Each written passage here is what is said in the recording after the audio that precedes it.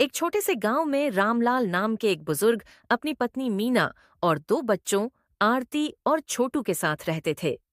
उनकी जिंदगी बहुत मुश्किल थी।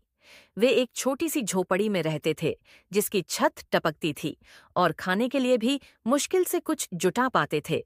लेकिन उनके पास एक अनमोल चीज थी, एक दूसरे के लिए प्यार और उम्मीद। रामलाल एक कुशल बढ़ई थे, लेकिन उन्हें कभी स्थायी काम नहीं मिल सका। इसलिए अपने परिवार का पेट पालने के लिए उन्होंने लकड़ी के खिलौने बनाने शुरू कर दिए। खूबसूरत हाथ से बने गुड्डे गुड़ियां, लकड़ी की घूमने वाली लट्टू और छोटे छोटे खिलौने। हर दिन वे और मीना अपनी झोपड़ी के बाहर बैठकर इन्हें बड़े जतन से बनाते। आरती और छोटू भी मदद करते, जंगल से लकड़ी इकट्ठा करते और खिलौनों को चमकाते। जब खिलौने तैयार हो जाते तो रामलाल उन्हें एक बड़े कपड़े में बांधकर शहर के बाजार में बेचने जाते।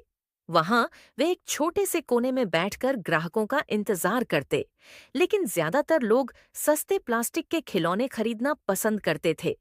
कई बार तो पूरा दिन निकल जाता और एक भी खिलौना नहीं बिकता। एक दिन जब रामलाल थक कर सड़क किनारे बैठ गए तो उनके चेहरे पर गहरी उदासी थी। तभी एक दयालु स्कूल शिक्षक रवि वहां से गुजरे।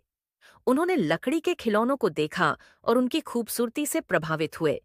उन्होंने कुछ खिलौने अपने छात्रों के लिए खरीद लिए और रामलाल से कहा कि वह उनकी मदद करेंगे। अगले दिन रवि इन खिलौनों को स्कूल ले गए और प्रधानाचार्य को दिखाया। प्रधानाचार्य को खिलौने बहुत पसंद आए और उन्होंने स्कूल के बच्चों के लिए एक ऑर्डर दिया। धीरे धीरे गांव में और शहर में भी रामलाल के खिलौनों की चर्चा होने लगी। समय के साथ उनका कारोबार धीरे धीरे बढ़ने लगा। अब वे अपने बच्चों को स्कूल भेज सकते थे।